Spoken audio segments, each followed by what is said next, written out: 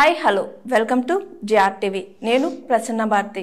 Guest with GRTV కార్యక్రమానికి స్వాగతం సుస్వాగతం. ఈరోజు మన ముందున్న గెస్ట్ ప్రొఫెసర్ శ్రీనివాస్ రెడ్డి గారు.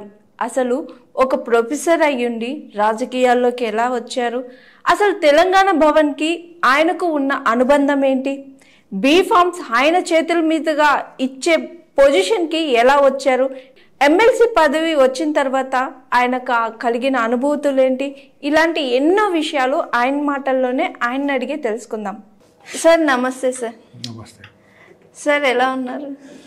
ఈ ఏజ్కు చాలా హెల్దీగానే ఉన్నాయని అనుకుంటున్నా. అవును, చాలా నిజంగా అయితే గ్రేట్ సార్. ఈ ఏజ్కు ఈ పర్టికులర్ ఇంత మార్నింగ్ మీరు టైం కేటాయించుకొని ఇంటర్వ్యూ కోసం మా స్టూడియోకి రావడం అనేది నిజంగా మాకైతే అదృష్టం అని అనుకుంటున్నాను సార్.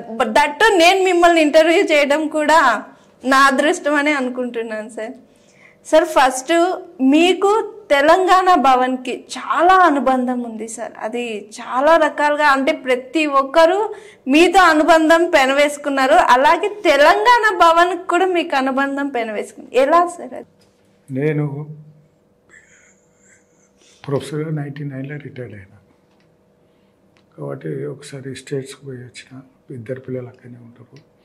ఏం చెయ్యాలా అని అనుకుంటుంటే, అయితే 2001 ఏప్రిల్ 27కు కేసీఆర్ గారు తెలంగాణ టీఆర్ఎస్ తెలంగాణ రాష్ట్ర సమితి అని 27 ఏప్రిల్కు డిక్లేర్ చేసిండు. అయితే ఇది ఎప్పుడైతే డిక్లేర్ చేసిండో నాకు తెలంగాణ మీద ఇంట్రెస్ట్. ఎందుకంటే నేను ఎంఎస్సి ఫైనల్ ఇయర్లో ఉన్నప్పుడు అగ్రికల్చర్ యూనివర్సిటీలో వెటర్నరీ కాలేజీలో ప్రెసిడెంట్ ఉంటుంది. 69లో కాలేజీ ప్రెసిడెంట్ ఉన్నప్పుడు చెన్నారెడ్డి గారు తెలంగాణ ఎడ్యుకేషన్ పెట్టారు. అయితే నేను ఇన్ సర్వీస్ క్యాండిడేట్ అయినా కూడా నాకు ఒక విధంగా భయం ఉండేది. ఇన్ సర్వీస్ క్యాండిడేట్ పోతే మళ్ళీ వచ్చినాక అంత ఆంధ్ర గవర్నమెంట్ కదా, తెలంగాణ ఎడ్యుకేషన్ ఎట్లా పోయిన అది ఇది అని అంటారేమోనని తెలంగాణ ఎడ్యుకేషన్లో జాయిన్ కావాలన్నా వద్దా అని కొంచెం ఆలోచించుకొని, సరే ఎట్లయితే చూద్దాంలే అని ధైర్యం చేసి తెలంగాణ కేసీఆర్ గారి దగ్గరికి వచ్చి ఆయన 27 ఏప్రిల్ డిక్లేర్ చేస్తే నేను 29కే వచ్చి కూర్చున్నాను. అనగానే ఆయన ఒక్కడే కూర్చున్నాడు, నేను ఇంకో ఫ్రెండ్ వచ్చి కూర్చున్నాము. చెప్పండి అంటే నేను చెప్పిన, నేను doctor Srinivas Reddy, retired professor from veterinary college. నాకు దాని ఏమంటారు, నేను 69లో తెలంగాణ కాలేజీ ప్రెసిడెంట్ ఉండి తెలంగాణ స్టేషన్లో చెన్నారెడ్డి గారితో జైలుకు పోయినా అన్న. అనగానే సార్ ఒకసారి మంచిగా ఇట్లా ఆశ్చర్యపడ్డట్టు చూసాను. ఎందుకంటే ఆయన తెలంగాణ రాష్ట్రం కనిపెట్టినాక అంతకుముందు 30 ఏళ్ళ కిందనే తెలంగాణ రాష్ట్రం గురించి నేను జైలుకు పోయినాను. అదే కాలేజీ ప్రెసిడెంట్ ఉండి. అనగానే మరి ఏం చేస్తుంది అన్నారు. నాకు పాలిటిక్స్ అంటే ఇంట్రెస్ట్ లేదు కానీ తెలంగాణ అంటే ఇంట్రెస్ట్. మీరు తెలంగాణ రాష్ట్రం అనగానే నాకు ఎందుకో ఇంట్రెస్ట్ ఉంటే వచ్చి కలిసిన. అనగానే ఏం చేస్తారంటే నాకు తెలిసినంత వరకు నాకు దాన్ని ఏమంటారు ఫోటో సెన్సిటివ్, అంటే ఎండకపోతే ఎలర్జీ వస్తుంది, కొంచెం ప్రాబ్లం అవుతుంది. బయటకు తిరగాలంటే నాకు కొంచెం ప్రాబ్లమే. ఏదైనా నీడకు కూర్చొని చేసేదో లేకుంటే సిటీలో ఏదైనా తిరగాలంటే చేయగలుగుతా, కానీ నేను బయటకు పోనీ అని చెప్పిన. సరే అన్నాడు. అన్నాక అదే ఏం చేస్తామంటే నేను చెప్పిన, కావాలంటే సిటీలో తిరిగి వస్తా, కొంచెం నీడకుండే పైన చెప్పండి, కానీ నాకు వేరే కాదనగానే సరే అన్నాడు. అన్నాక ఇప్పుడేం చేస్తున్నావు అన్నాడు. అని ఇప్పుడు ఏమి లేదు, నేను అదే కొంచెం నేను తెలంగాణ స్టేషన్లో జాయిన్ అయినా అప్పుడు నేను రిజైన్ అయినాక కాలేజీ ప్రెసిడెంట్ ఉన్నాక యూనివర్సిటీకి రావాలంటే నేను డిపార్ట్మెంట్లో రిజైన్ చేయాల్సిన పరిస్థితి వచ్చింది. అలాగే డిపార్ట్మెంట్లో వెటర్నరీ డాక్టర్గా పనిచేసిన వాళ్ళు డైరెక్ట్గా యూనివర్సిటీకి వచ్చిన వాళ్ళు ఉన్నారు. నేను తెలంగాణ స్టేషన్లో పనిచేసాను కాబట్టి నువ్వు రిజైన్ చేసి రావాలన్నారు.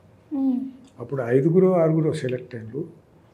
అలా వాళ్ళు 5 తీసుకున్నారు. నన్ను మాత్రం నువ్వు అది రిజైన్ చేస్తేనే రాణిస్తావు అన్నారు. అనగానే సరేలే సీరియస్గా ఆలోచించి సరే రిజైన్ చేసి వస్తా అని చెప్పి నేను రిజైన్ చేసి జాయిన్ అయినా. అంటే నేను తెలంగాణ ఎడ్యుకేషన్లో కాలేజీ పెట్టి చెన్నారెడ్డితో జైలు పోవట్లే వాళ్ళకి చాలా కోపం. అందుకని రిజైన్ చేయమన్నారు. సర్వీస్ 6 ఏళ్ళు తక్కువవుతుంది. 6 ఏళ్ళు తక్కువైతే బహుశా నాకు వచ్చే అడ్వాంటేజ్ తక్కువవుతాయి కదా. సరే రిజైన్ చేసి వచ్చింది. ఎందుకంటే నాకు లేటుగా రికగ్నేషన్ వచ్చింది. రిజైన్ చేసి వస్తే సిటీలో ఉండొచ్చు, పిల్లల ఎడ్యుకేషన్ బాగుంటుంది. మా బిషప్ కొంచెం ప్రాబ్లం ఉన్నది, కొంచెం ఇయరింగ్ ప్రాబ్లం ఉంటుంది. ఇంకా గ్రామాలు తిరుగుడు, డిస్ట్రిక్ట్ తిరుగుడు అంత బాగుండకపోవచ్చు అనేది అంటే నేను పూర్తిగా డిసైడ్ చేసుకున్నా. అయితే రిజైన్ చేసి వచ్చినాక అడ్మిట్ చేసిన, అట్లా నేను కాలేజీలో జాయిన్ అయినా. ఓకే, మళ్ళీ తెలంగాణ భవన్ ఇన్ఛార్జిగా ఎలా అయ్యారు? రిజైన్ చేసిన. సరే నేను 69లో ఎడ్యుకేషన్ అనేది అందరికి ఆ సంవత్సరం ఉన్న ఫైనల్ ఇయర్ ఉన్న వాళ్ళు, అంటే హెచ్ఎస్సి కానీ ఇంటర్మీడియట్ కానీ వెటనరీ ఫైనల్ కానీ ఎంబీబీఎస్ కానీ బీఎస్సీ కానీ ఉన్న వాళ్ళకు ఎగ్జాక్ట్లీ 1 ఇయర్ వేస్ట్ అయింది. అందరికి మీతో సహా? నాతో సహా. నాది 2 ఇయర్స్ స్టడీ 3 ఇయర్స్ అయింది. తప్పదు, అందరిది అయినప్పుడు నాది అలా కాలేజీ ప్రెసిడెంట్. అప్పుడు తెలంగాణ ఉద్యమం స్టార్టింగ్. అది చెన్నారెడ్డి బాగా, అంటే దాన్ని ఏమంటారంటే అంత ఎమోషనల్గా పీస్ఫుల్గా జరగలేదు. అప్పుడు చాలా మంది చనిపోయినారు. 363 చనిపోయినారు. జైలుకు వెళ్ళి నేను కూడా ఒక 8 రోజులు జైలుకు పోయినా. బట్ నేను జైలుకు పోయిన మాత్రం ఎవరితో అని చెప్పాలి. జైలుకు పోయిన నేను మన యూనివర్సిటీ అంతా ఆంధ్ర డామినేషన్ కదా. నేను తెలంగాణ స్టేషన్లో పనిచేసిన కాబట్టి వీని ఎలిమినేట్ చేయవచ్చు అనే దాంట్లో వాళ్ళు కండిషన్ పెడతారని అది చెప్పక జాయిన్ అయినా. అట్లా రిజైన్ చేసి ఇంకా యూనివర్సిటీలో ఫ్రెష్గా జాయిన్ అయినా. తర్వాత ఇంకా యూనివర్సిటీలో జాయిన్ అయితే ఇంకా రొటీన్లు ఉంటుంది. ఇన్స్ట్రక్టర్ నుంచి అసిస్టెంట్ లెక్చరర్, ఇన్స్ట్రక్టర్ అంటే equal to assistant lecturer, reader, professor. సరే నేను జాయిన్ అయింది పొలిటికల్ సైన్స్. అది ఆంధ్రప్రదేశ్లోనే కాదు, ఎంటైర్ తెలంగాణలో first subject to be introduced. మా దగ్గర పొలిటికల్ సైన్స్ ఇంట్రడ్యూస్ చేసిన ఇంకానే ఐబిఆర్ఏ అని, ఇట్ ఈస్ నేషనల్ ఇన్స్టిట్యూట్, వాళ్ళు మా తర్వాత ఇంట్రడ్యూస్ చేశారు. కాబట్టి అది పొలిటికల్ సైన్స్ కాబట్టి పొలిటికల్ సైన్స్ చేసిన, జాబ్లో జాయిన్ అయిన, డిపార్ట్మెంట్కి వెళ్ళిన. ఎప్పుడైతే ఇక్కడ ఇన్స్ట్రక్టర్ జాబ్ వచ్చిందో ఇంకా ఎంఎస్సీ చేసి ఇంకా ఇన్స్ట్రక్టర్ జాబ్ పోతేనే బెటర్ అనిపించింది. Number 1 it is non transferable. తర్వాత పిల్లల ఎడ్యుకేషన్ బాగుంటుంది. మా మిస్సెస్ కూడా కొంచెం ప్రాబ్లం ఉన్నది కాబట్టి పెద్ద ఆమెను తీసుకొని గ్రామాలన్నీ తిరగాల్సిన అవసరం లేదని నేను అక్కడ రిజైన్ చేసి ఇక్కడ జాయిన్ అయ్యాను. అయితే రిజైన్ చేసేటప్పుడు కూడా ప్రాబ్లం అయింది. ఎందుకంటే అప్పుడున్న ఆఫీసర్స్ అంతా ఆంధ్ర వాళ్ళే. నేను తెలంగాణ స్టేషన్లో ఉండి తెలంగాణ ఫేవరబుల్ పోయినా అంటే వాడు అక్కడి నుంచి కొందరికి ట్రాన్స్ఫర్ చేసిండు విత్ సర్వీస్, కొందరు ఒకలో ఇద్దరు రిజైన్ చేయించిండు. నన్ను మాత్రం నేను ఎంఎస్సీకి వచ్చినప్పుడు ఈ ఎంఎస్సీ అయిపోయాక 2 ఏళ్ళు చదువుతా, లేకుంటే 2,000 ఏదో కడతా అన్నాడు. అంటే ఆ 2,000 కట్టండి, 2 ఏళ్ళు కాలేదు కదా అని. అప్పుడు 2,000 అంటే చాలా పెద్ద అమౌంట్. మా శాలరీ 300 వెటరనరీ డాక్టర్ అప్పట్లో 96. I'm talking about 69. అప్పుడు ఉన్నదే 300. 300 అంటే ఇంక 2,000 అంటే మా దాకా 3 ఏళ్ళు 21 అంటే 7 నెలల శాలరీ. చాలా కష్టమైంది. ఇంకా మా ఇంట్లో అడిగితే ఇంకా మా ఇంట్లో కొంచెం కోపానికి వచ్చింది. నువ్వు వరంగల్లో ఉండవు, మన ఇంటి పక్కనే కదా, అక్కడ దాకా ఎందుకు పోతావు, నువ్వు మనకు ఫ్యామిలీకి సపోర్ట్ చేయదలుచుకోలేదా అని వాళ్ళు గట్టిగా ఇయ్యా అన్నారు. అన్నాక ఎవరి దగ్గరకు పోతే ఆయనకేదో 2,000 యారియర్స్ వస్తే ఆయనకేదో 2,000 యారియర్స్ వచ్చినాయి. నేను ఆయన దగ్గర పోయి నాకు కొంచెం 2,000 నీకు సాధ్యమైనంత వరకు నేను తొందరగానే ఇస్తాను, నేను నా సర్వీస్ డిపార్ట్మెంట్ నుంచి యూనివర్సిటీ పోతున్నా, 2000 కట్టకుంటే పెట్టట్లేదంటే నా దగ్గర లేవు అంటే ప్లీజ్ ఒక 1000 అన్నయ్య అని ఒక 1000 ఇచ్చి ఇంకో 1000 రూపాయలు ఒక 4000 దగ్గర వసూలు చేసి కట్టి రిజైన్ చేసి రిలీవ్ అయ్యి లాస్ట్ డే నాడు జాయిన్ అయినా. జాయిన్ అయినాక యూనివర్సిటీలో అట్లా నేను ఇన్స్ట్రక్టర్ అంటే అసిస్టెంట్ లెక్చరర్ పొజిషన్లో జాయిన్ అయినా. దాని తర్వాత అసిస్టెంట్ లెక్చరర్ జాయిన్ కాగానే ఇక్కడ కూడా ఆంధ్ర డామినేషనే, వీళ్ళు తెలంగాణ స్టేషన్ జాయిన్ అయినా కానీ నాకు అసిస్టెంట్ ఇన్స్ట్రక్టర్ అంటే ఏంది అసిస్టెంట్ లెక్చర్, కానీ నేను ఇన్స్ట్రక్టర్ని పోల్ట్రీ ఫామ్లో దాన్ని ఇన్ఛార్జ్ చేసిండు. అంటే నాకు టీచింగ్ జాబ్ ఇవ్వద్దు, వాడు కోళ్ళ ఫారం చూసుకోవాలి, అది చూసుకోవాలి, ఇది చూసుకోవాలి అన్నారు. ఇన్ఛార్జ్ చేసిండు. నేను పొద్దున పోయేది, పోగానే ఫామ్కి పోయేది, దాంట్లో ఫీడ్ ఉన్నదా, ఇది ఉన్నదా, వాటర్ ఉన్నదా, సరిగ్గా ఫీడ్ మిక్చర్స్ ఉన్నాయా రెడీగా, అంటే అవసరం పడితే ఇమీడియట్గా రిప్లేస్ చేసేటట్టు అవన్నీ చూడాల్సి వచ్చేది అన్నట్టు. మంచిగా చెడు అందరం ఏదో ఒక పీరియడ్ 2 పీరియడ్లు చెప్పి మంచిగా గప్పాలు కొట్టేది. నాకు ఫామ్ ఇన్ఛార్జ్ కాబట్టి ఈజీగా 4-5 గంటలు పని చేయాల్సి వచ్చే పరిస్థితి వచ్చింది. సరే జాబ్ ఉన్నది చేస్తుంటే బహుశా హెల్త్ కూడా పర్మిట్ చేస్తుండే కావచ్చు, మంచిగా చేసి వచ్చేది. అట్లా డిపార్ట్మెంట్లో కూడా వీడు తెలంగాణ మనిషి అనే ఫీలింగ్ వాడు ఉండేది. ఫామ్ ఇన్ఛార్జ్ చేసాను, లేకుంటే నాకు ఇన్స్ట్రక్టర్ అంటారు టీచింగ్ లైన్లో అయితే నేను రోజుకు 2-1 క్లాసు ఉండేది చెప్పి గప్పాలు కొట్టుకుంటూ కూర్చోవాల్సి వచ్చేది. అంటే అట్లా కూడా జరిగింది అన్నట్టు. అంటే మన పాత బ్యాక్గ్రౌండ్ కానీ హిస్టరీని బట్టి కానీ నీకు చేసే జాబు ఆడుండే హెడ్ ఆఫ్ ది డిపార్ట్మెంట్ ఎవరు దాన్ని బట్టి మనకు కొంచెం మంచి చెట్లు దొరుకుతాయి. అయితే నాకు సాధ్యమైనంత వరకు లో లైన్ని పెట్టాలని చూశాను. సరే మంచి చెడు జరిగేది. అయితే నాకు పెద్ద ప్లస్ పాయింట్ ఏంటంటే నేను కాలేజీలో ఛాంపియన్ ఉంటుంది, స్పోర్ట్స్ ఛాంపియన్. అంటే అలా 5 ఈవెంట్స్లో పార్టిసిపేట్ చేస్తే రన్నింగ్స్, జంప్స్, త్రోస్లలో 5 ఇట్లనే పార్టిసిపేట్ చేయాలి.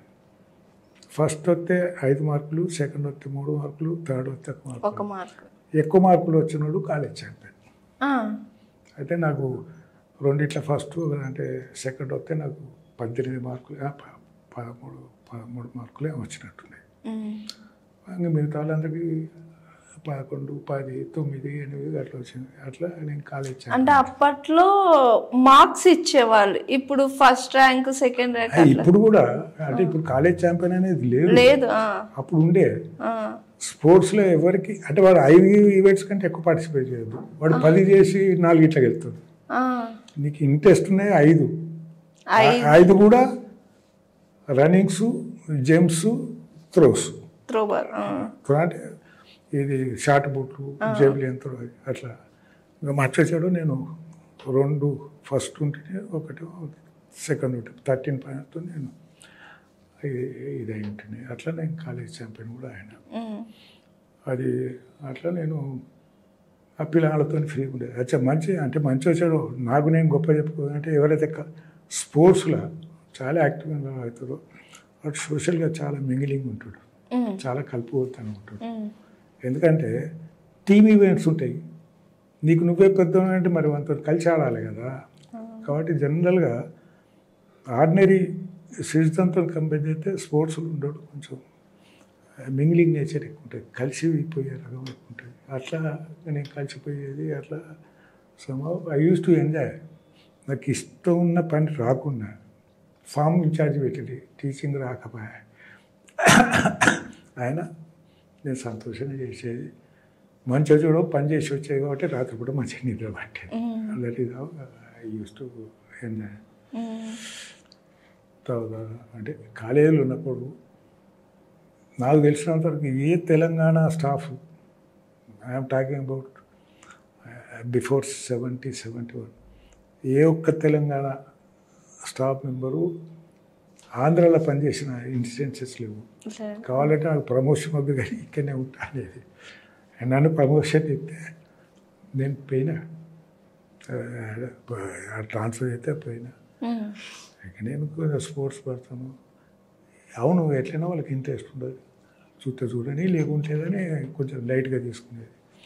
అంటే మంచి వచ్చాడు స్పోర్ట్స్ ఉంటే ఇది అడ్వాంటేజ్. అన్నిసార్లు గెలవం కదా, చాలాసార్లు ఓడిపోతాం. 10 సార్లు పార్టిసిపేట్ చేస్తే 7-8 సార్లు ఓడిపోతాం, 2-3 ఇట్లా గెలుస్తాం. కాబట్టి ఈ ఓటమిని ఏ విధంగా తీసుకోవాలనేది ఆటోమేటిక్గా నీకు వచ్చేస్తుంది. కాబట్టి నేను అంటే పెద్ద ఇన్సల్ట్ ఫీల్ కాకపోయేది కానీ కలిసిపోయేది. అట్లా నేను ఆంధ్ర పెట్టాను, ఎస్పెషల్లీ తిరుపతిలో పనిచేసిన ప్రొఫెసర్గా 2 years, అసోసియేట్ ప్రొఫెసర్గా 3 years, 5 ఏళ్ళు పనిచేసిన ఐ వాజ్ టోటలీ సాటిస్ఫైడ్. మంచిగా సరేలే, ఇంకా ఇష్టం ఉన్నోడు మాట్లాడతాడు, లేకుంటే లేదు. ఇంకా అందరినీ తప్పెందుకు పెట్టాలి. ఓకే సార్, మీరు సెంటర్ ఆఫ్ అట్రాక్షన్గా నిలిచారు. ఎలా అయింది సార్, ఎలా సాధ్యమైంది? నేను తెలంగాణ స్టేషన్లో చెన్నాయుడితో పనిచేసి 6 నెలలు జైలుకు పోయినా. బట్ నాకు పాలిటిక్స్ అంటే అసలు ఇంట్రెస్ట్ లేదు. దరిద్ర ఫీల్డ్ అనేది ఉంది, కానీ తెలంగాణ అంటే ఇంట్రెస్ట్. నేను 99లో రిటైర్డ్ అయినా. నాకు ఈ పాలిటిక్స్తో సర్వీస్ బ్రేక్ అవడు, ఎవరి దగ్గరకు పోతే ఆ సర్వీస్ ఎందుకు కలుసుకోవు, నీకు ఇది వస్తుందని నేను చెప్తా అని చెప్పుడు, ఆ సర్వీస్ కలిసి వచ్చుడు. అట్లా దగ్గర 2 years అయింది. అది అయిపోయి వచ్చారు తెలంగాణ. ఇది 27th April పెట్టి 2001. నాకు పాలిటిక్స్ అంటే ఇంట్రెస్ట్ లేదు, కానీ తెలంగాణ అంటే పిచ్చి అనుకో. నేను దాంట్లో ఇన్వాల్వ్ అయినా, దాంతో నేను సఫర్ అయినా, దాంతో మంచిగా చెడు పేరు వచ్చింది.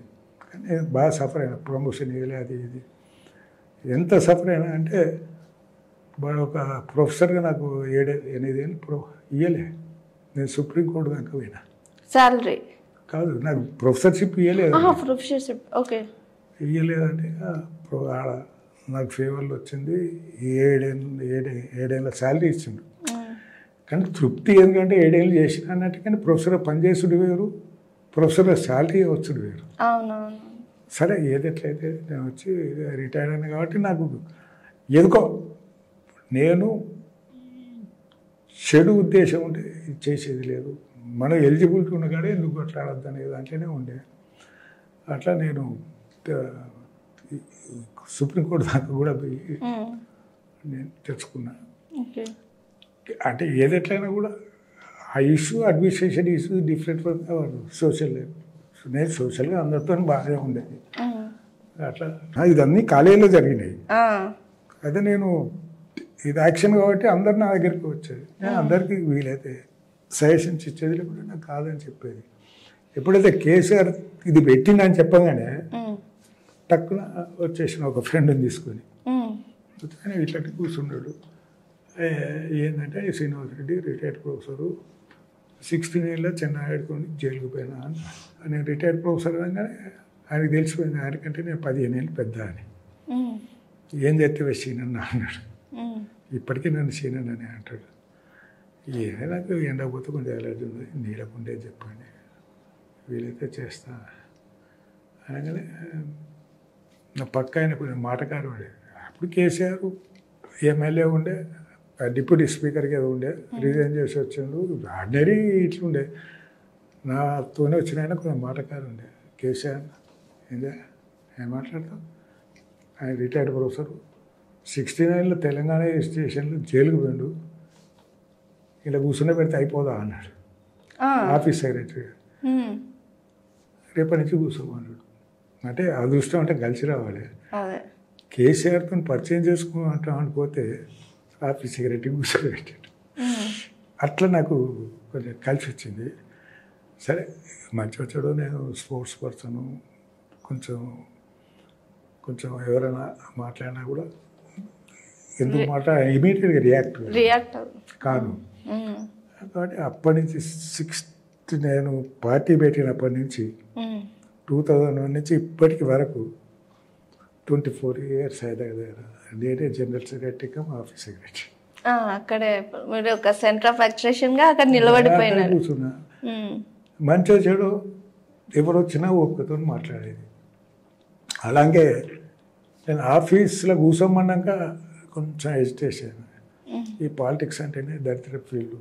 ఎప్పుడు చెట్ల పెట్టుకుంటాడు, ఎందుకు పెట్టుకుంటాడో తెలియదు. అయినా ఒక్కతో ఉండాలి అనుకుని నాకు నేను ఒక 4 months ప్రొబేషన్లో పెట్టుకున్నా. సరే మంచిగా అనిపిస్తే కంటిన్యూ అయ్యేది, మంచిగా కాలేదనుకో రేపటి నుంచి వస్తలేదు అయిపోయాయి. అందుకనే నేను కేసీఆర్తో అది కూర్చున్నా, ఎప్పుడు వచ్చినా ఒక్కొక్కతో మాట్లాడేది.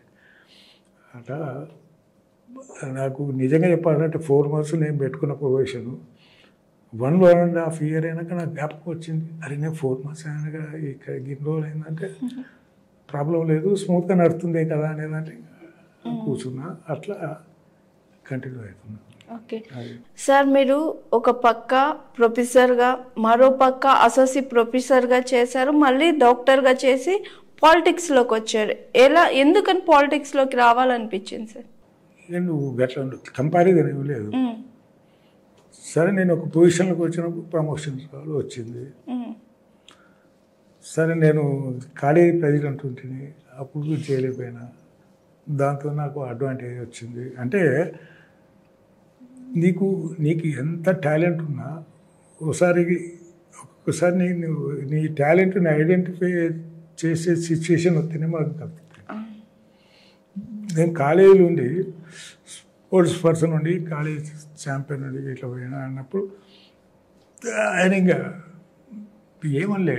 నేను కూడా పెద్ద కూల్గా దాన్ని ఏమంటారు హైలైట్కి ఎందుకు తీసుకోవాలి, ఏదో నాకు ఛాన్స్ వచ్చింది కాబట్టి అయినా బహుశా వేరే కూడా అయినా కూడా కూర్చుంది. ఇప్పుడు నేను ఎట్లా కూర్చున్నానో వేరే వాళ్ళకి ఛాన్స్ వచ్చినా కూర్చునేది. దానికి మనం అదృష్టవంతులం అని ఫీల్ కావాల్సిందే, కానీ దానికి పెద్ద మనం ఎక్స్ట్రా మనం పెద్ద గొప్పలు చెప్పుకోవాల్సిన పరిస్థితి లేదనేది వచ్చింది. కాబట్టి అప్పటి నుంచి ఇప్పటివరకు స్మూత్గా. నేను Telangana Bhavan in charge office secretary ఉన్నప్పుడు నా పని ఏంది, ఆయన జాయిన్ చేయించుకునేది ఉంటుంది, అనేది ఉంటుంది. ఎక్కువ కేసీఆర్ని కలవాలనుకుంటాడు. అప్పటి వరకు ఆయనతో కూర్చోవాలి, ఏదైనా ఉంటే మాట్లాడాలి. అయితే కేసీఆర్ గారు ఫస్ట్ 3-4 years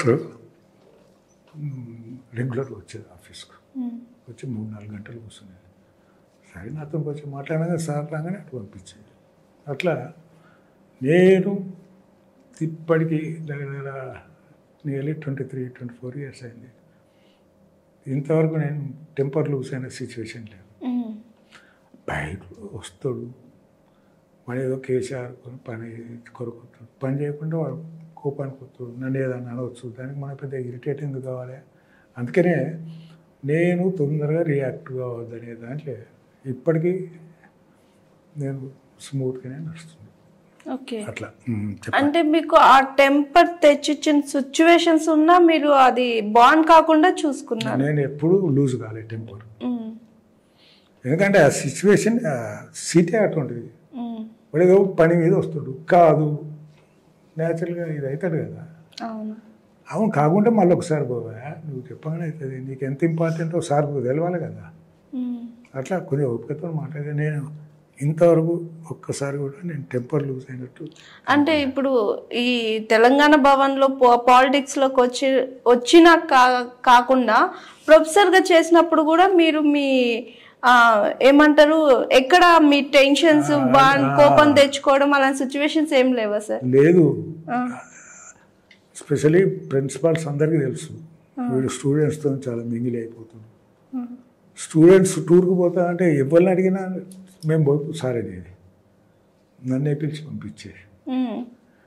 అయిపోతే బిగినింగ్లో ఒక 10 ఏళ్ళు నేను స్టూడెంట్స్తో అది స్పోర్ట్స్ టీమ్ టూరా ఇంకేదైనా కానీ నేనే పోయేది. కానీ బిగినింగ్లో మాత్రం 1-2 times నేను ఎవరెవరినన్నా టెంపర్ లూజ్ కావద్దనే దాంట్లో ఉంటుంది. దాంతో అందరికీ తెలిసిపోయింది సారు అంత టెంపర్ ఏం లూజ్ కాడు, కావాలంటే ఆయన నీకు ఏమైనా సజెషన్స్ ఒపీనియన్స్ చెప్తారు తప్ప ఆయన ఇంకాడే ఒపీనియన్ ఉంది. అందుకనే ప్రిన్సిపాల్స్ నేను ఏదన్నా టూర్ అయితే చాలు ఆ శ్రీనివాస్ కొంచెం వేరే అని మిగతాలు భయపడేది. అట్లా నేను నిజంగా చెప్తే స్టూడెంట్స్ పోట్లో నేను ఎంజాయ్ చేసిన, అలానే కలిసిపోయేది. ఇంకా మంచి వచ్చాడో నేను అనవసరంగా ఆ పిల్లలతో పోయినా అనే సిచ్యువేషన్ అయితే ఇంతవరకు అనిపించలేదు. సంతోషంగా. సార్ మీరు చాలామందికి బీఫామ్స్ అందించారు కదా సార్, అలా అంత గౌరవపదంగా మీరు అందరికీ మీకు గౌరవం ఇచ్చి బీఫామ్స్ తీసుకుంటున్నారు. ఆ పొజిషన్కి వచ్చినప్పుడు మీకు ఎలా అనిపించింది సార్? బీఫామ్స్ ఒకసారి మాత్రం నా సిగ్నేచర్తోనే పోయింది. అప్పుడు కొంచెం భయమైంది. ఈవెన్ కేసీఆర్ ఇచ్చే బీఫామ్స్ కూడా కింద సంతకం పెడతాడు. బీఫామ్ ఈ సార్కి ఇచ్చేది మీకు ఇచ్చిన అనుకో, మీ పేరు రాసుకుంటే మీరే అయిపోతారు. కానీ ఆ గటుంటప్పుడు మాత్రం కొంచెం భయమయ్యేది. రెండోది బీఫామ్స్ ఎప్పుడు నా దగ్గర ఒకటే రెండో పెట్టుకునేది అంతే. ఏదో 3-4 వచ్చినట్టు అంటే గుంజుకప్పి వాళ్ళు రాసుకుంటే వాళ్ళకి ఆ స్కోప్ ఎందుకు ఇవ్వాలి అనే దాంట్లో మంచిగా చెడు ఇంతవరకు ఏం ప్రాబ్లం క్రియేట్ కాలే, నాతోని కాలే, ఆ పిల్లలతో కూడా కాలే. కాబట్టి ఇప్పటివరకు చాలా సంతోషంగా ఉన్నాను. ఓకే సార్, ఇప్పుడు కేసీఆర్ గారితో కానీ, కేటీఆర్ గారితో కానీ, హరీష్ రావు గారితో కానీ, లేదంటే బీఆర్ఎస్ ఎమ్మెల్యేలు, ఎంపీస్ వీళ్ళందరితో మీకు ఒక మంచి బాండింగ్ ఉంటుంది. ఇప్పుడు కేసీఆర్ గారి మనస్తత్వం ఎలా ఉంటుంది అనేది కూడా మీకు స్పష్టంగా తెలుసుంటుంది. ఎలా ఉంటారు సార్ కేసీఆర్ గారు మామూలుగా అందరితోటి? కుదురు కేసీఆర్ పర్సనల్ లైఫ్లో ఎట్టుంటాడో తెలియదు, కానీ ఆఫీసులో మాత్రం ఎప్పుడు కామ్గా ఉంటాడు. మంచి వచ్చాడు. నన్ను ఇప్పటికీ సినన్న అంటాడు.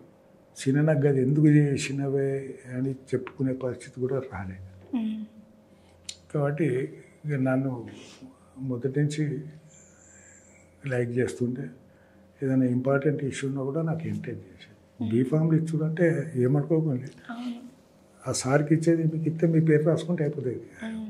బీఫామ్ల కింద సిగ్నేచర్ ఉంటుంది కేసీఆర్ది. ఎవరి పేరైనా నాకిస్తే నాయన అయితే నీకిస్తే నీ పేరు వస్తుంది. కాబట్టి అటువంటిది కూడా గిట్ల వస్తుందా అంటే ఇయ్యే అని చెప్పిండు. మంచిగా చెడు ఇప్పుడు నువ్వు తీసుకుపోయి ఇంతవరకు నీకు వచ్చు. అట్లా కూడా జరగలే. మంచిగా చెడు సరే, ఒకసారి పొజిషన్ నాకు కొత్తదన్నప్పుడు నా పొజిషన్ వాళ్ళకి పోవాలని మనం ఎక్స్పెక్ట్ చేయము. మంచిగా చెడు ఇంతవరకు స్మూత్గా అంతా జరిగిపోయింది.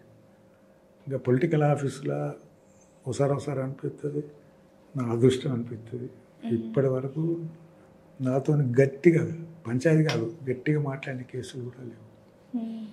ఏమైనా ప్రాబ్లం వచ్చేటట్టున్నా అనుకో, ఇప్పుడు కేటీఆర్ గారిను కేసీఆర్ గారిను అడగండి, మరి నాకేం చెప్తావు?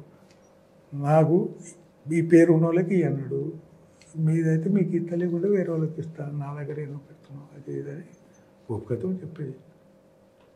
ఇంకా మంచి అయినా చేయడన్నా ఎవరన్నా కానీ చెప్పులు లేకుండా వచ్చిన సూట్తో వచ్చిన చాలా ఆఫీసులు అయితే guarantee, no differentiation, is a guest to me.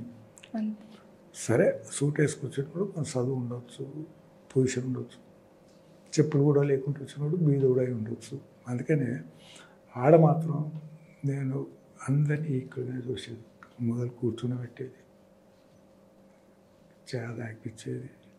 Sir మీకు చదువుకున్న రోజుల నుంచి రాజకీయ అంటే నాయకత్వ లక్షణాలు ఉన్నాయా, లేకపోతే చిన్నప్పటి నుంచి వచ్చాయి, ఈ మధ్యలో నాయకత్వ లక్షణాలు వచ్చాయి సార్?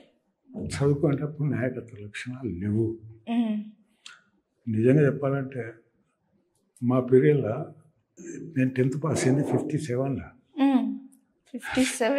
57లో 10th పాస్ అయినప్పుడు అసలు నా క్లాస్మేట్స్కు పెళ్ళయి వాళ్ళిద్దరు పిల్లలు కూడా ఉండేది. గంత వేరియేషన్ ఉండేది. మేము హార్డ్లీ 16-17 ఉండేది, వాళ్ళు 23-24 అయ్యేది. చిన్నప్పుడు పెళ్ళి లేదు, పిల్లలు కూడా ఉండేది. కాబట్టి అప్పుడు కొంచెం సర్ప్రైజ్ అయిపోయి ఆయన మనకి ఎట్లా క్లాస్మేట్ అని. కానీ ఒకసారి నవ్వుకుంటానే, ఆయన మమ్మల్ని ఎప్పుడు క్లాస్మేట్ ట్రీట్ చేయదు. అరే ఎటు పోతున్నావు అనేది మమ్మల్ని క్లాస్మేట్ అయినా, ఎందుకంటే 5-6 ఏళ్ళు చిన్న కదా. సరే, ఇంకా నేను పెద్ద ఫీల్ కాకపోయేది. కానీ ఇంకా వాళ్ళు 10th పాస్ అయితే టీచర్ జాబ్ పోయేది. 57 అంటే 10th పాస్ అవ్వడం అంటేనే పెద్ద పొజిషన్, గ్యారెంటీ. ఒక ఎల్డీసీ ఒక టీచర్ పోస్ట్ వచ్చేది. ఏం జాబ్ అయ్యేది.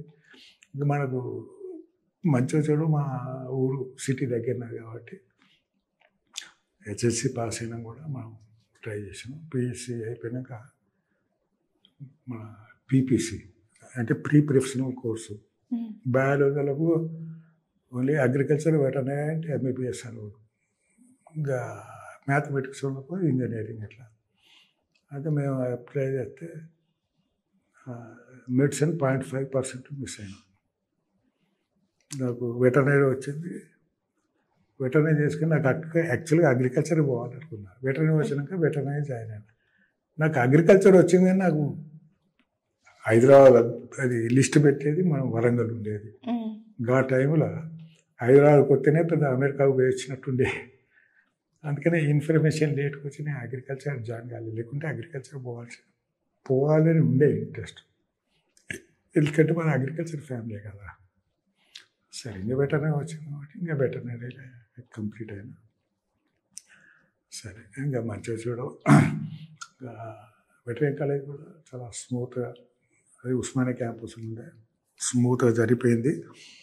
అయితే దాన్ని ఏమంటారు, ఆ వెటర్నరీ కాలేజీలోనే నేను నాకు స్పోర్ట్స్ పర్సన్గా ఒక ఐడెంటిఫికేషన్ వచ్చింది. మెడిసిన్, ఇంజనీరింగ్ ఇట్లా వెటర్నరీకి వచ్చేటప్పుడు కొంచెం మంచి స్టూడెంట్స్, హార్డ్ వర్కింగ్. జనరల్గా వాళ్ళు ఈ స్పోర్ట్స్కి పోరు. స్పోర్ట్స్కి పోతే ఉంది ఎక్కడైనా స్పోర్ట్స్ గేమ్స్ ఆడితే తినగానే పడుకుంటాడు. కాబట్టి వాళ్ళకు మార్క్స్ ఎక్కువ రావు. అట్లా నేను వెటర్నరీ అయినాక నేను ఒక స్పోర్ట్స్ పర్సన్ తరగతి ఐడెంటిఫై అయింది. సెకండ్ ఇయర్లో నేను కాలేజ్ ఛాంపియన్ అయినా, స్పోర్ట్స్ సెక్రటరీ ఉంటుంది. సో అలా నాయకత్వ లక్షణాలు అయితే నాయకత్వ లక్షణాలు ఓన్లీ స్పోర్ట్స్ నుంచి వెటర్నరీలో సెకండ్ ఇయర్ అప్పుడు వచ్చాయి. సార్ ఇప్పుడు రాజకీయాల్లో మీ ఫ్యామిలీ నుంచి మీరే ఉన్నారా, లేదంటే ముందు నుంచి మీ ఫ్యామిలీ రాజకీయాల ఫ్యామిలీనా? లేదు, మాది అగ్రికల్చర్ ఫ్యామిలీ. మాది పెద్ద ఫ్యామిలీ. మేము 5 అక్క చెల్లెళ్ళు, 5 అనంతపురం. మాకు ఏం పాలిటిక్స్ లేదు. ఈవెన్ సర్పంచ్ కూడా లేకుండా. అయితే మా నాన్న police Patel. Police Patel is different, official అన్నట్టు. జీతం నెలకు 5-10 వచ్చేది. కానీ ఆ ఊర్లే ఏ ప్రాబ్లం అయినా పోలీస్ స్టేషన్కి అది ఇది చేసేటట్టుండే. కానీ ఈజ్ నాట్ ఏ పాలిటిషియన్. దాని అప్పుడు ఎంబీఎస్సీ లేకుండే ఇక్కడ. అందుకని నేను వెటర్నరీ డాక్టర్ కాగానే రిపోర్ట్ చేశాను డిపార్ట్మెంట్లో. అయితే వెటర్నరీ డాక్టర్గా నాకు ములుగులో ఇచ్చాను పోస్టింగ్స్. ఇంకా ములుగు అంటే అప్పుడు ఫారెస్ట్ ఏరియా, బస్సులు మాత్రం తక్కువ ఉండేది. అప్పుడు నాకు తెలిసినంత వరకు ములుగు నుంచి వరంగల్ రావాలంటే ఇద్దరికే ఉండే మోటార్ సైకిల్స్. ఇద్దరికి గవాలే. అప్పుడప్పుడు సైకిల్ మోటార్ సౌండ్ అంటే వాళ్ళిద్దరు ఇట్లా ఎవరు అనిపించింది. అంటే అప్పుడే బిగినింగ్ బైక్స్. అట్లా మనం బైక్ ఏం పోయేది. కానీ ములుగులో నేను ఏదైనా వెటర్నరీ వ్యాక్సినేషన్ కానీ ట్రీట్మెంట్ కానీ ఏదైనా కావాలంటే నేను సైకిల్ పోయాను. అయితే నాకు ఒక అసిస్టెంట్ ఉంటాడు, అంటే అటెండర్ అనేది. వాడు ఆ బ్యాగు, ఏమైనా మెడిసిన్స్, ఏమైనా వ్యాక్సిన్స్ ఏమైనా ఉంటే అవి పట్టుకొచ్చేది, పోయేది, అలా పని చేసుకొని వచ్చేది. అట్లా నేను పెద్ద ఇన్సల్ట్ ఫీల్ కాలే. మంచి వచ్చాడు. నేను స్పోర్ట్స్ ఇంట్రెస్ట్, గేమ్స్కి ఇట్లా ఆడుతుంటాను కాబట్టి సైకిల్ ఏదో 10 కిలోమీటర్లు పోయొచ్చుడు ఈజ్ నథింగ్ అనిపించింది. నాకు పెద్ద బాధ అనిపించకపోయేది. ఏమంటే సైకిల్ కిరాయి తీసుకొని పోయి వచ్చేది. అట్లా నేను వర్క్ కూడా ఎంజాయ్ చేసాను. సార్ ఇప్పుడు మీరు స్పోర్ట్స్ పర్సన్ అయి ఉండి స్పోర్ట్స్లో అంటే మంచి జాబ్స్ అంటే ప్రొఫెసర్గా కూడా చేశారు. అన్నీ వదిలేసి పాలిటిక్స్లోకి వచ్చేసి అరే ఎందుకు నేను ఈ తప్పు చేశాను, పాలిటిక్స్లోకి ఎందుకు వచ్చాను అన్న ఫీలింగ్ ఎప్పుడైనా అయిందా? చూడు, నేను స్టూడెంట్ ఉన్నప్పుడు, స్టాఫ్ మెంబర్ ఉన్నప్పుడు నాకు ఇది ఏం రాలేదు. కాలేజీలో ఉన్నప్పుడు ఆ ప్రిన్సిపల్ శ్రీనివాస్, నువ్వు ఈ స్పోర్ట్ చూసుకో, ఈ ఐటమ్ చూసుకో, ఈ టీంతో తిరుపతి పో, బాపట్ల పో అని చెప్పేది తప్ప అనకపోయేది. నేను కూడా ఎందుకో పిల్లలతో పోతే ఎంజాయ్ చేసేది. వాళ్ళతో కూడా నేను కొంచెం ఫ్రీగానే ఉండేది.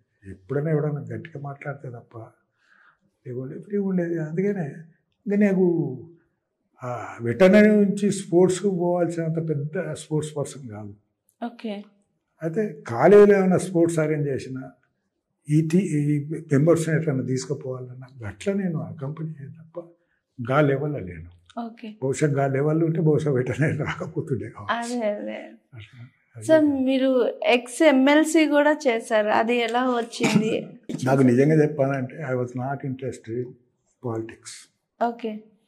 నాకు పైసలు లేవు, అంటే నా లైఫ్ కంఫర్టబుల్ ఉండే, పిల్లలు అమెరికా చదువుకున్నారు, సెటిల్ అయిపోయారు, కంఫర్టబుల్ ఉండే. ఇదేది నీకు ఏ పాలిటిక్స్లోనే ఏ పొజిషన్ కావాలన్నా కూడా నీకు చాలా పైసలు పెట్టాల్సిన పరిస్థితి. అప్పుడు బహుశా 1 లక్ష 2 లక్షలు కావచ్చు, నా దగ్గర లేవు.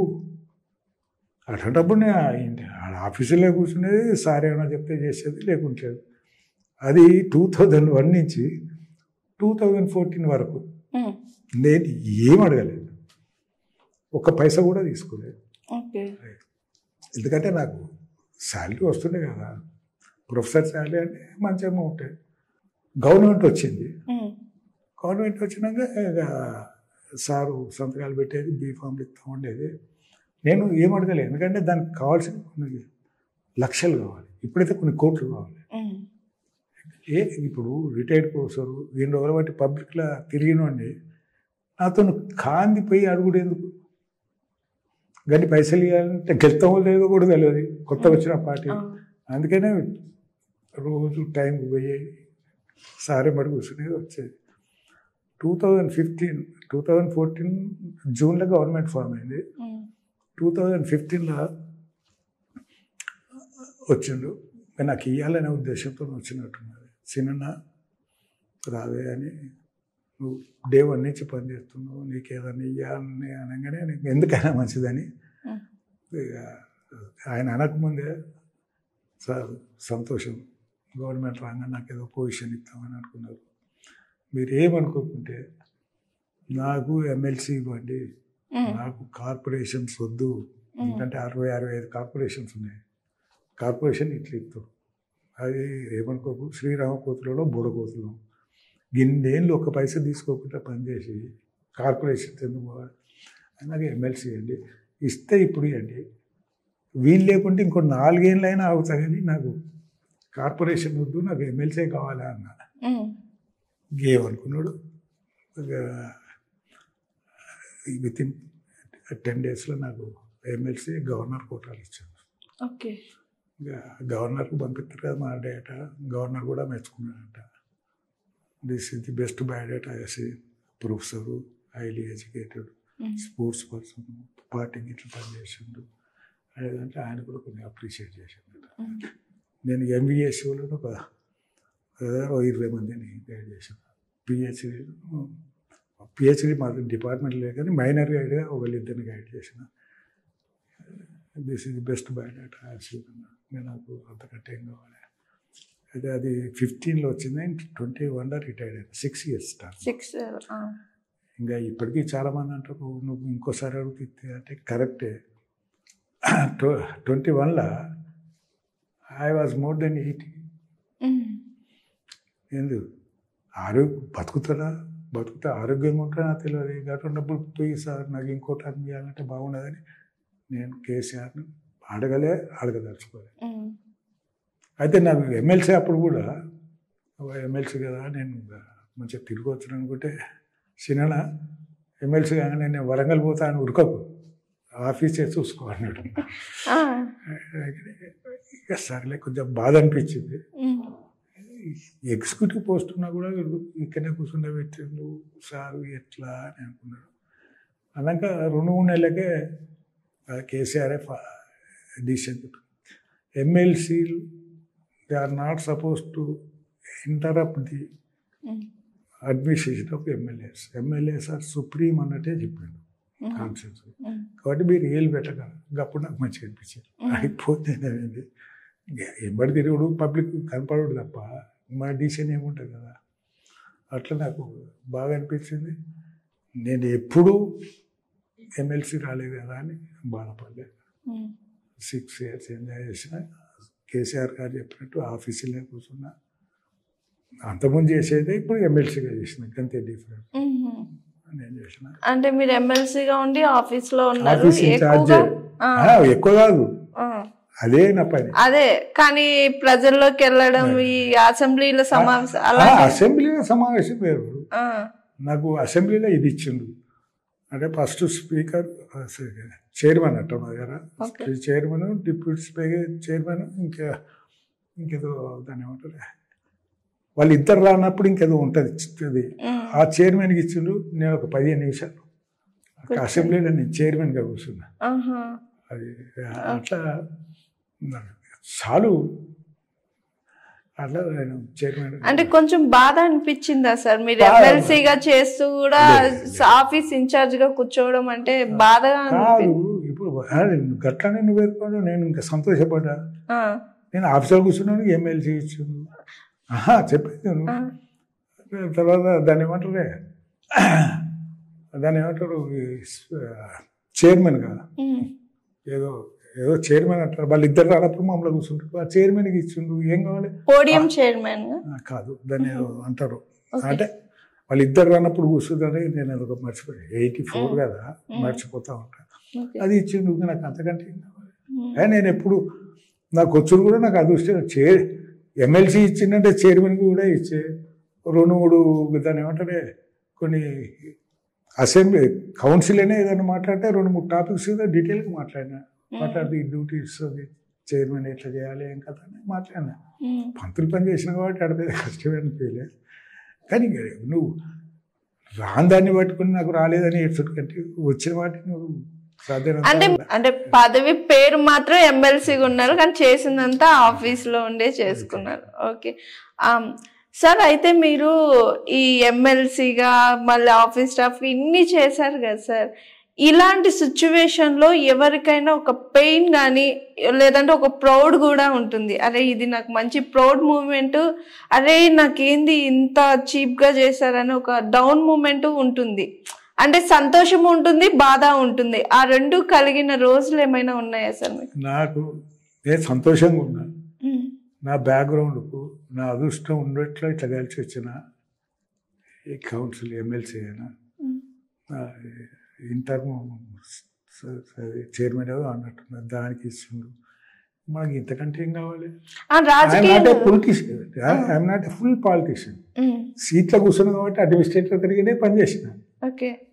బట్ మంచి వచ్చాడు ఇంతవరకు నేను ఏదో అని ఎవరినో బాధ పెట్టినట్టయితే ఇంతవరకు నాకు ఇన్ఫర్మేషన్ లేదు. కేసీఆర్ దగ్గర కూడా పోలేదు. అంటే not a politics sir, personally కూడా మీకు బాగా బాధపడిన సిచ్యువేషన్ ఏమైనా? బాధపడేది నాకు కొంచెం అదృష్టం కలిసి వచ్చిందని అంటే బాధపడేది ఎక్కడ ఉన్నది? ఎప్పుడు ఇంతవరకు మిమ్మల్ని ఏది కలిసివేసిన సందర్భాలు? 15 ఏళ్ళలో కూర్చుంటే ఒక్క పైసా లేదు కదా, అయితే అనుకున్నప్పుడు ఏదో నాకు వచ్చాగానే చెప్పి నాకు కౌన్సిల్ చైర్మన్ నాకు ఇచ్చిండు. నాకు మెయిన్ ఏంది అంటే నీకు క్యాష్ కావాలి. ఆ క్యాషే లేనప్పుడు నాకు ఎమ్మెల్సీ వచ్చిందంటే ఇంకా నాకు అంతకంటే ప్రౌడ్ మూమెంట్ ఉన్నది. నేను రాని దాని గురించి ఎప్పుడు బాధపడలేదు. ఇప్పటికీ నేను నా బ్యాక్గ్రౌండ్ ఏంది, ఇప్పటికీ మా క్లాస్మేట్ ఎవరన్నా అరే శ్రీనివాసు నువ్వేందిరా ఎమ్మెల్సీ అయ్యి ఆఫీస్ సెక్రటరీ అయ్యి పొలిటికల్ 23 ఏళ్ళు కూర్చుండేది అని వాళ్ళు అంటూ ఉంటారు. నాకు వస్తుంది అంతే. అట్లా అంతే తప్ప నేను రాని నాకు కొంచెం గొంతమ్మ కోరికలనే నేను ఎప్పుడు ప్రయత్నం చేయలేదు. ఎందుకంటే ఏజ్ ఎక్కువ అవుతా అంటే కొంచెం మనం ఫిట్టా కాదా అనేది కొంచెం ఎక్కువ ఆలోచించుకుంటాం. చిన్నప్పుడు అయితే నాకు ఎందుకు ఇవ్వ ఉంటారు, కొంచెం ఏజ్ ఎక్కువ అవుతా అంటే కొంచెం అనలైటికల్ పవర్ వస్తారు. ఈ ఏజ్లో పైసలు లేవు మనకేం వస్తుంది అనే దాంట్లో నేను ఎప్పుడు అడగలేదు. ఓకే, అంటే ఏజ్ పరంగా అంటే ఏజ్ ఎక్కువ అయ్యే కొందికి మీరు రాజకీయానికి దూరం అవుతూ వస్తున్నారా సార్? లేదు, ఇప్పటికీ నేను 3 రోజుల కింద వరకు నేను ఈవెన్ నౌ ఆఫీసర్ పోయి కూర్చుంటా. వాడు ఈవెన్ మినిస్టర్స్ వచ్చినా నా దగ్గరనే కూర్చుంటారు కదా. కాబట్టి ఆడ పెద్ద ఫీల్ కాలే. ఎవరు కొంచెం అనిపిస్తే సీన్ అన్న అంటారు, లేకుంటే ఏంది ఏం సంగతి అంటారు తప్ప నేను ఎప్పుడు ఫీల్ కాలేదు. ఒక విధంగా చూస్తేనే అదృష్టం అవుతుంది. ఓకే సార్, ఇప్పుడు బీఆర్ఎస్ ఓడిపోవడానికి ముఖ్య కారణం ఏమై ఉండొచ్చు సార్?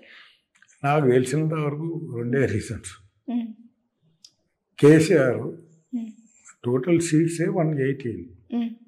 118లో మా వాళ్ళు గెలిచిన వాళ్ళు 81, 82, 86 ఏదో ఉంది. కొందరు గెలిచిన వాళ్ళంతా 100, 3-4 దాకా ఉండే. వీళ్ళందరికీ ఇచ్చుడే కాక ఈవెన్ ఓడిపోయిన వాళ్ళకి కూడా ఇచ్చింది 119. ఎందుకు ఓడిపోయిన వాళ్ళకి ఎందుకు ఇవ్వాలి? ఆడ సర్వే చేసి కొంచెం పాపులర్ ఉన్నోనికి ఇవ్వచ్చు కదా.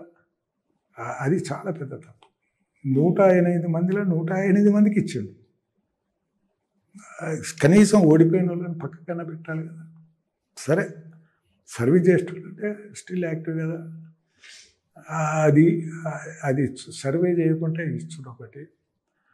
రెండోది, తను ఏమంటాడు, కేసీఆర్ కూడా ఎందుకు ధైర్యం ఉండే, పెద్ద క్యాన్వాసింగ్ కూడా చేయలే, టూర్లు చేయలే, కొంచెం తిరగలే. దాంతో దెబ్బ ఒకటి 39 వచ్చింది. దట్ ఎంపీ ఎలక్షన్స్ లో కూడా మినిమం ఒక్క సీటు కూడా రాలేదు కదా సార్. చూడు, అది రాకపోయి ఇంకా 5 ఏళ్ళు ఉండే. ఈయన దగ్గర పైసలు ఏమి లేవు. చాలామంది ఎందుకంటే ఈ పొజిషన్ సరిపోదు, ఇంకో పొజిషన్ పోవాలి, దానికి పోవాలి, దీనికి పోవాలని అందరు ఓడిపోయిన వాళ్ళు గెలిచిన అందరు వేరే పార్టీలలో వేరు. సరే, గెలిచిన వాళ్ళు ఏదో మంచి వాళ్ళకి ఇద్దాం అనుకుంటారు కానీ వాళ్ళకి పైసలు లేవు కాబట్టి ఓడిపోయినారు. వాళ్ళ నేను పెద్ద ఇన్సల్ట్ ఏం ఫీల్ కాను. ఎందుకంటే మేము ఎక్స్పెక్ట్ చేసింది కూడా అంతే. పైసలు ఉన్నాడు కాదు, వాడు పబ్లిక్ ఫిగర్ కాదు, వాడు ఎట్లా గెలుస్తాడు? ఏదో తప్పని పరిస్థితి నిలబెట్టింది తప్ప. సారు అస్సలు ఎమ్మెల్సీ అసెంబ్లీ ఎలక్షన్స్ అప్పుడే కొంచెం కేర్ తీసుకుంటే మేము గవర్నమెంట్ ఫామ్ చేస్తూ మళ్ళీ పార్లమెంట్ కూడా మస్తు వస్తుంది. కాబట్టి అది ఇప్పుడు ఏంది, కొన్ని ఏదైనా తప్పు చేస్తే అయిపోయా. ఇప్పుడు ఇంటర్మీడియట్లో మార్కులు రాకుండా నీకు ఎంబీబీఎస్ దొరకదు, ఎండి దొరకదు, ఏం దొరకదు. గట్లనే ఇక్కడ నువ్వు చిన్న పొరపాటు పని చేసిన కాబట్టి అట్లా కొంచెం దెబ్బతిన్నా. నెక్స్ట్ బీఆర్ఎస్ గవర్నమెంట్ ఫామ్ అవ్వచ్చా సార్? నాకు తెలిసినంత వరకు ఈ కాంగ్రెస్ గవర్నమెంట్ చేసే కార్యక్రమాలు కానీ వాళ్ళ పబ్లిక్ ఇంట్రెస్టెడ్ ప్రోగ్రామ్స్ కానీ చేసేదాన్ని బట్టి అలా ఈ సీఎం ఇవన్నీ చూస్తే డెఫినెట్గా మేము గవర్నమెంట్కి వస్తామని అనిపిస్తుంది. ఇప్పుడు కాంగ్రెస్ గవర్నమెంట్ ఎలా ఉంది సార్? ఫార్మింగ్ ఏమున్నది అసలు ఏంది? 7 నెలలు అయిపోయింది, ఇది 8th month. వాళ్ళు చేసిన కార్యక్రమాలు ఒకటి చెప్పండి. వాళ్ళు ఇచ్చిన మేనిఫెస్టోలో మెయిన్ 6 అమలు చేసేస్తారు. ఏమి లేదు. అందుకనే అలా మళ్ళీ ఈ రేవంత్ రెడ్డి ఉంటాడు, ఇంకా ముచ్చట పెట్టుడు తప్ప అది వాడాడ లోకల్ పాలిటిక్స్. వాళ్ళ మనసు ఏం తెలుసుకోవాలి. కొంచెం ఏబుల్ పర్సన్ దబాయించాలని చూసుట్లా డెఫినెట్గా వాళ్ళ అడ్మినిస్ట్రేషన్ అట్టున్నది. మా వాళ్ళు చేసిన పొరపాటుతో మనం దెబ్బతిన్నాం. బహుశా కేసీఆర్ ఇప్పటి నుంచి కొంచెం కేర్ఫుల్ ఉంటే డెఫినెట్గా మేము గవర్నమెంట్కి వస్తామని అనుకుంటున్నాం. సార్, ఇప్పుడు ప్రజల్లో బాగా వినిపిస్తున్న ఓడైతే నేను చాలా దగ్గరలో విన్నాను సార్. అంటే ఇలా నెక్స్ట్ సీఎం కేసీఆర్ కాకుండా కేటీఆర్ నిలబెడతారు, సీఎంగా కేటీఆర్ ఉండొచ్చు అని అంటున్నారు. ఎందుకన్నా ఆ రూమర్ అయితే బాగా స్ప్రెడ్ అవుతుంది సార్. లోపల ఏమైనా జరుగుతుందా అలా? నాకు తెలిసినంత బహుశా అటువంటి మేజర్ చేంజెస్ ఏం జరగకపోవచ్చు. కేసీఆర్ ఈవెన్ 15-20 years కింద ఎట్టున్నాడో ఇప్పుడు అట్టనే ఉన్నాడు. ఆయన నడక కానీ అది కానీ అట్టనే ఉన్నాడు. Is only now I think is running 70 years only. 70కి పెద్ద ముసలోడు అవుతారు. అందుకని నాకు తెలిసినంత వరకు గెస్ వరకు. కానీ ఒకటి డెఫినెట్గా కేసీఆర్ నిలబడడు అనుకుంటే కేటీఆర్ అవుతాడు తప్ప నాకు తెలిసినంత వరకు ఇంకా 5 years వరకు, ఇంకా 4.5 years ఉన్నది. అప్పటి వరకు కేసీఆర్ హెల్త్ ఇట్టనే ఉంటే definitely will become a CM. Okay, KCR గారి హెల్త్ ఇప్పుడు ఎట్టున్నదో అట్లుంటే ఇంకా 4.5 ఇప్పుడు పర్టికులర్ ఏజ్ తర్వాత ఎప్పుడేమవుతుందో తెలియదు. మళ్ళీ అదే ఆయనది బక్కపానం కాబట్టి అందుకనే ఇట్లనే ఉంటే మాత్రం డెఫినెట్గా ఆయన అవుతాడు. ఎవరైనా కేసీఆర్ కేటీఆర్ అయినా కూడా ఏమనుకోకండి, తండ్రి క్యారెక్టర్స్ వస్తాయి, పుట్టుకతో వచ్చినాయి. అందుకే అంటే ఏమనుకోకు, man is made up of 3 factors. One is gene, gene అంటే అది కలర్ కానీ, హైట్ కానీ, తర్వాత బిహేవియర్ కానీ, తర్వాత క్యారెక్టర్స్ కానీ అన్నీ తల్లిదండ్రులే వస్తుంది. 1/3 ఈస్ పేరెంట్స్, ఏది జీన్ ఎఫెక్ట్. ఇంకోటో తర్వాత రెండోది ఎన్విరాన్మెంట్ ఎఫెక్ట్. వాళ్ళతోనే ఉంటాడు ఇంట్లో. తల్లిదండ్రులు ఎట్లా మాట్లాడుతున్నారు, ఈయన పబ్లిక్తో ఎట్లా చేస్తున్నాడు, ఏం చేస్తున్నాడు, క్రిటికల్ క్వశ్చన్స్ ఎట్లా ఆన్సర్ చేస్తున్నాడు. అది అంటే 66% of the man is coming from the only family. Okay, నువ్వేంది, నీ కలరు, నీ హైటు, నీ బిహేవియరు, అది స్పోర్ట్స్ కానీ, ఎడ్యుకేషన్ కానీ, ఏదైనా కానీ 66% either from mother or father. కాబట్టి 66% ఉండదు కాబట్టి వాళ్ళకి పెద్ద చెప్పాల్సిన అవసరం లేదు. దాన్ని కొంచెం రైట్ డైరెక్షన్లో తీసుకుంటే డెఫినెట్గా అవుతుంది. ఇంకా 33%లో ఒకసారి అనిపిస్తుంది, అరే మేము ఇద్దరం క్లాస్మేట్స్, నాతో చదువుతాడు, తింటాడు, పంటాడు, ఆయనకు 50 అవుతుంది, నాకు 40 అవుతుంది, 30 అవుతుంది, నేను చదువుతలేనా, లేకుంటే ఆయన దొంగ చదువు అవుతున్నాడా అని చూస్తారు చూడు. గది రెస్పాన్స్ అంటారు. Heredity, environment and response only 1/3. మంచోళ్ళు దొరికితే మంచోడు అవుతాడు, లేదా లంగ పొరగాలు అవుతాడు. అందుకని కాబట్టి ఆ 66% ఇంట్లోకెళ్ళి వచ్చాయి. అమ్మ నాన్న ఎట్టుంటారు, ఏదైనా క్రిటికల్ క్వశ్చన్ అంటే కోపానికి వస్తున్నా, తిడుతున్నారా, ఈవెన్ తల్లిదండ్రులు కూడా ఎట్లా బిహేవ్ చేస్తున్నారు, తల్లిదండ్రులు తాగుతున్నారు, తీరుతున్నారు అనేది 66% ఇంట్లోకెళ్ళి అవుతుంది. కాబట్టి నీకు ఇంట్లో ఏ ఎన్విరాన్మెంట్ ఉంటే గట్టినే ఉంటుంది. కాబట్టి కొత్తగా కాదు. కాబట్టి ఇంకా 33% remain. What ever it may be, KTR వచ్చినా కూడా definitely he will be successful. ఎందుకంటే ఇది సన్ ఆఫ్ కేసీఆర్. ఆ రోజు ఎట్లా మాట్లాడుతున్నాడు, ఏం కథ. ఈవెన్ నవ్వు కేసీఆర్ మాట్లాడేటప్పుడు కేటీఆర్ ఓన్లీ ఇట్లా బుద్ధిమంతం తిరిగి కూర్చుంటాడు. అట్లా ఇంకా రెస్పెక్ట్ అనుకో, భయం అనుకో, అవన్నీ ఉండేవి. కాబట్టి అవన్నీ వస్తూ ఉంటాయి. ఎట్లా కంట్రోల్ చేస్తున్నాడు, ఎట్లా చేస్తున్నాడు, పబ్లిక్ స్పీచ్ ఎట్లా మాట్లాడుతున్నాడు, ఏం మాట్లాడితే పబ్లిక్ రియాక్ట్ అవుతారు, ఇవన్నీ వాళ్ళకు తెలిసితే వాళ్ళకి తెలవాలనుకోకుండా కూడా వాళ్ళు తెలుసుకుంటూనే ఉంటారు. ఈయన ఓహో ఇట్లా మాట్లాడాలి, అట్లా మాట్లాడాలి, వాళ్ళని కంట్రోల్ చేయాలనేది అట్లా మనకు లెసన్ అవుతుంది. పెద్దోళ్ళ దగ్గర కూర్చుంటే వాళ్ళు పాఠాలు చెప్పకుండా మనం వాళ్ళ దగ్గర కూర్చుంటే వీళ్ళు లెర్న్ లాట్ ఆఫ్ పాయింట్స్. అట్లా అది కొడుకులకు వస్తాయి కాబట్టి పెద్ద ప్రాబ్లం కాదు. But I think he will be successful. Sir, ఇప్పుడు కొత్తగా రాజకీయాల్లోకి రావాలనుకునే వాళ్ళు, ఇప్పుడు మీరైతే ప్రొఫెసర్గా ఛాంపియన్ ఇన్నుండి మానుకొని రాజకీయాల్లోకి వచ్చారు. ఇన్ కేస్ ఎవరైనా గవర్నమెంట్ ఎంప్లాయీస్, డాక్టర్స్, ఇంజనీర్స్ వీళ్ళందరూ వాళ్ళ జాబ్స్ వదులుకొని రాజకీయాల్లోకి రావాలి అనుకుంటే రావచ్చా, రాకూడదా? మీరు నాదానే రాంగ్ ఇంటర్ప్రిట్ చేసింది. నాకు పాలిటిక్స్కి రావాలని ఏం లేదు. అదే అంటుంది. తెలంగాణ గురించి వచ్చిన ఆటోమేటిక్గా అది పొలిటికల్ పార్టీ అయింది కాబట్టి నేను politician. But actually I was not interested politician. బహుశా ఎవరైనా పాలిటిషియన్ కావాలంటే నీకు ఫస్ట్ ఈ పరిస్థితుల్లో నెంబర్ 1 ఈజ్ మనీ లేకుంటే నువ్వేం చేయలేవు. నువ్వు ఎంత ఇంటెలిజెంట్ అని ఉండని, నెంబర్ 1 ఈజ్ మనీ. ఆ మనీ ఉంటే నీకు దోస్తులు వస్తారు, ఫ్రెండ్స్ వస్తారు, నీకు ఆర్గనైజ్ చేస్తావు, ఎట్లా పోవాలన్నా పోతావు, పెద్దలతో మాట్లాడతావు, ఇవన్నీ ఉంటాయి. కాబట్టి నెంబర్ 1 ఈజ్ నాకు తెలిసినంత హెరిడిటీ. నెంబర్ 2 ఈజ్ అదే మనీ.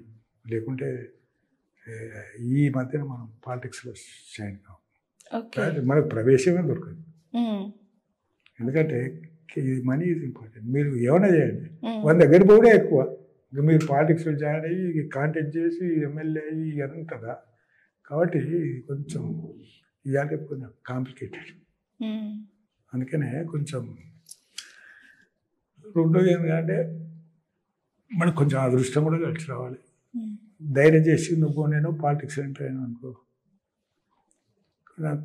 కలిసి రావాలంటే సపోజ్ మనకు అగైనెస్ట్ కొంచెం క్రాక్ ఫీల్ నకరాలు చేస్తాడు, మనకు అది కలిసి వస్తుంది.